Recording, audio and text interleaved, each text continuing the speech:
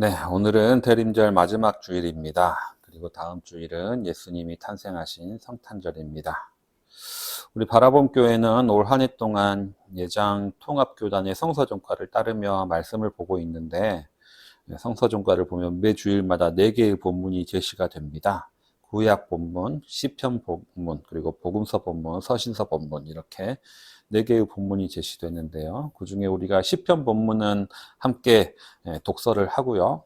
그리고 말씀은 주로 복음서 본문을 나눴습니다. 그런데 오늘은 서신서 본문을 가져왔습니다. 사실 서신서 본문을 통해서 말씀을 전하는 것은 쉽지가 않은데요. 어떤 역사적 사실이나 사건이 성경의 본문이 되면 그 사건이나 사실을 해석하면서 말씀을 전하면 되는데, 이 편지라는 것은 이미 그 저자의 의도가 드러나 있는 거거든요. 그러다 보니까 그 편지를 다시 해석해서 메시지를 전한다는 것이 좀 어렵습니다. 특히 오늘 본문은 로마서 편지의 서두인데요.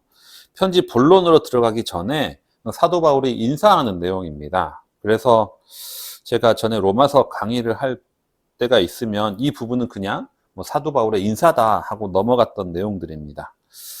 그런데 성서정과에서 오늘 본문이 이 로마서 1장 1절부터 7절이었던 거죠. 이 본문으로 어떤 말씀을 전할 수 있을까 주중에 고민을 했습니다. 특히 대림절에 이 본문이 무슨 의미가 있을까? 굳이 대림절에 이 본문을 성서정과로 넣은 이유가 무엇일까 고민하다가 오늘 말씀의 본문으로 삼게 되었습니다. 로마서는 어떤 서신일까요? 사도 바울이 로마에 있는 교회를 향해서 쓴 편지입니다. 사도 바울은 3번에 걸쳐서 전도여행을 하면서 전도여행 가운데 수많은 교회들을 세웠습니다. 그래서 성경에 나와 있는 사도 바울의 그 서신서, 바울 서신의 대부분은 바울이 자신이 세운 교회들에게 쓴 편지입니다.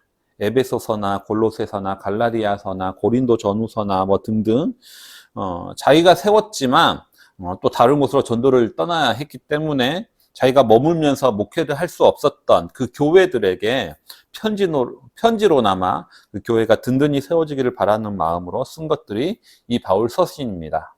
그러니까 대부분이 그 내용들이 대부분 바울 서신의 목적인 거죠. 교회가 든든히 세워나가기 위해서 쓰는 거죠. 그런데 로마에 있는 교회는 사도 바울이 세운 교회가 아니었거든요. 로마 교회는 사도 바울이 세운 교회가 아닙니다. 사도 바울은 그때까지 로마에 가본 적이 없습니다.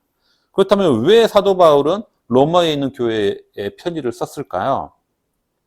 더더군다나 사도 바울은 본인이 가지고 있는 선교의 원칙이 있습니다. 그것이 뭐냐면 남의 터 위에 집을 짓지 않는다입니다. 남의 터 위에 집을 짓지 않는다.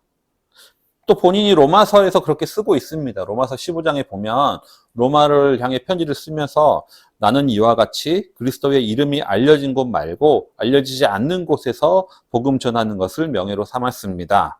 나는 남이 닦아놓은 터 위에다가 집을 짓지 않으려고 하였습니다. 이렇게 이야기를 하고 있습니다.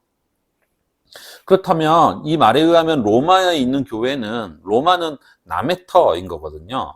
근데 굳이 사도 바울이 편지를 쓰고 로마로 가려고 하는 이유가 무엇일까? 그것은 사도 바울의 오랜 꿈과 비전인 스페인 선교를 하기 위해서입니다. 성경에 보면 서바나라고 나와 있는데요. 개역 개정에는 서바나라고 나와 있습니다. 그동안 사도 바울의 선교 여행을 하는 동안에 그 선교 기지는 수리아에 있는 안디옥 교회입니다. 수리아 안디옥 교회인데 수리아 안디옥으로는 그 스페인 선교를 지원하기는 어려운 거죠. 스페인은 완전히 땅 끝에 있는 거잖아요. 그 당시 세계관으로서는 땅 끝에 있는 거죠. 신대륙이 발견되기 전이기 때문에. 그래서 사도 바울은 땅 끝으로 스페인으로 복음을 전하려고 하는데 로마에 가서 그 교회에서 어느 정도 시간을 보내고 나서 함께 교제하고 가르치고 나서 그 로마 교회를 선교 기지로 삼아서 로마 교회의 파송을 받아서 스페인 선교를 떠날 예정이었습니다. 그렇기 때문에 그 이유로 이제 로마에 편지를 쓴 거거든요. 문제는 로마 교회는 사도 바울이 어떤 사람인지 모른다는 겁니다.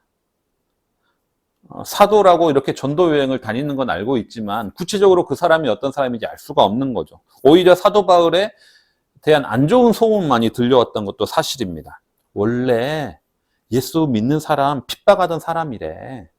예수님 제자도 아닌데 그냥 스스로 사도라고 떠들고 다닌대. 이런 소문만 들려왔던 겁니다.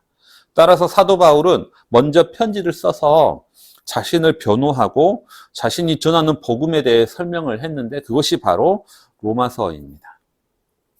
오늘 본문 로마서 서두에 보면 이러한 사도 바울의 마음이 잘 드러나는 것을 볼 수가 있습니다. 오늘 본문은 세 가지 내용으로 구분할 수가 있거든요. 첫 번째는 사도 바울의 본인 소개입니다.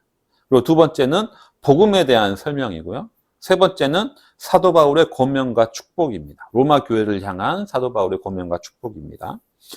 첫 번째 사도 바울이 본인 소개를 하는데 그 본인 소개는 두 가지 내용입니다. 첫 번째는 예수 그리스도의 종이다.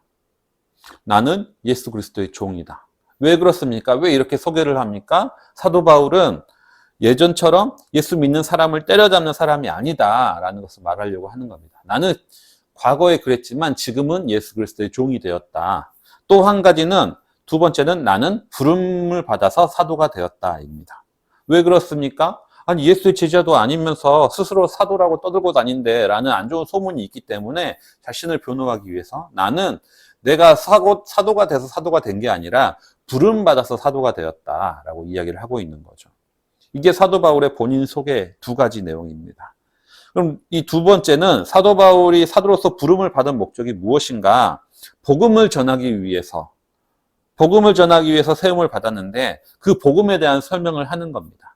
그 복음에 대한 설명을 하는 것이 대부분 바로 예수 그리스도에 대한 소개입니다. 즉 복음은 예수 그리스도라는 거죠. 복음 리꼬르 예수 그리스도입니다. 이게 사도 바울이 말하는 복음입니다. 그리고 마지막 내용은 로마서 교인을 위한 권면과 축복이죠. 사도 바울은 로마 교인에게 무엇이라고 권면합니까? 여러분도 부름받은 사람입니다. 여러분도 예수 그리스도에게 부름받은 사람입니다.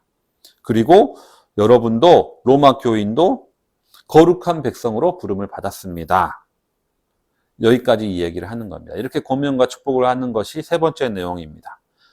사도 바울의 본인 소개, 그리고 복음에 대한 설명, 그리고 사도 바울의 권면과 축복, 이 세 가지가 바로 오늘 본문의 내용이라고 볼 수가 있는 것이죠. 그렇다면 이 대림절 마지막 주에 우리가 이 본문을 읽는 이유가 무엇인가? 그 이유는 대림절이라는 것은 우리가 두 가지를 기억하는 절기이기 때문에 그렇습니다.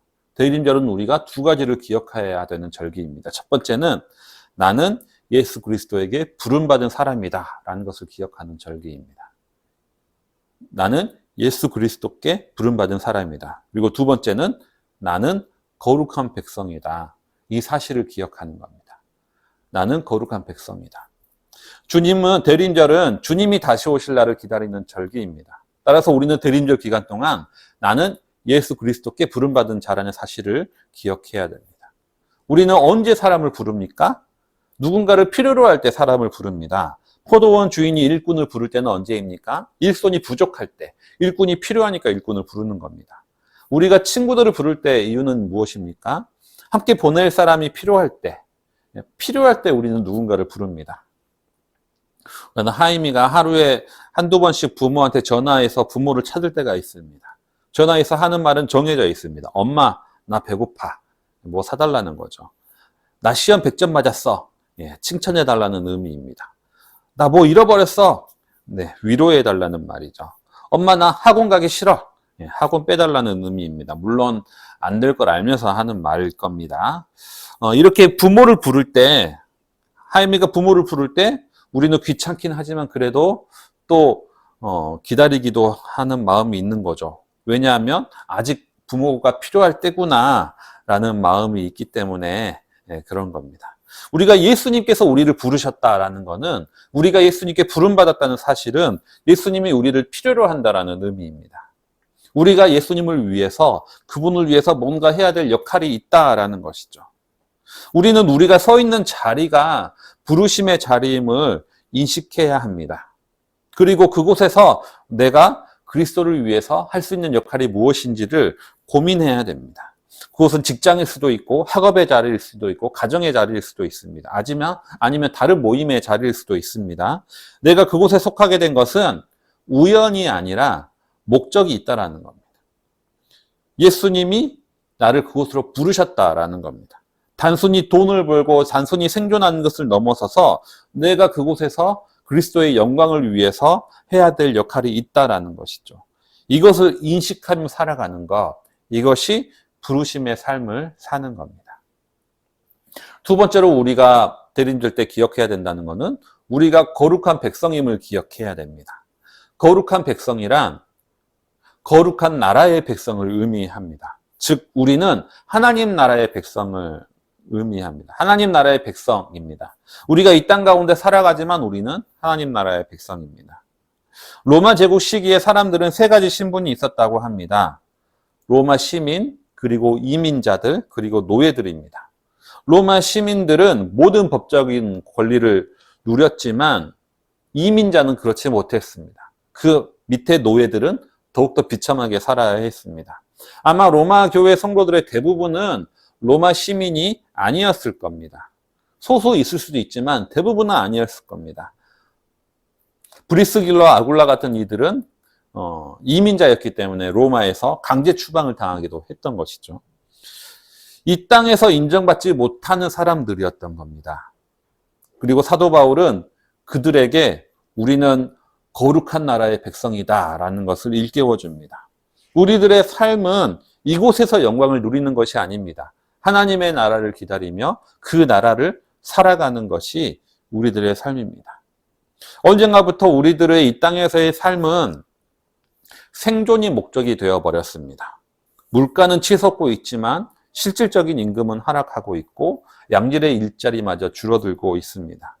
평생 직장도 없다 보니 끊임없이 자기 개발을 하거나 아니면 재테크에 눈을 돌려서 부동산이나 코인에 투자했다가 크게 낭패를 겪기도 합니다. 이렇게 생존을 목적으로 살다 보니까 가끔씩 우리는 나는 거룩한 나라의 백성이라는 사실을 잊고 살아갈 때가 많이 있는 것이죠.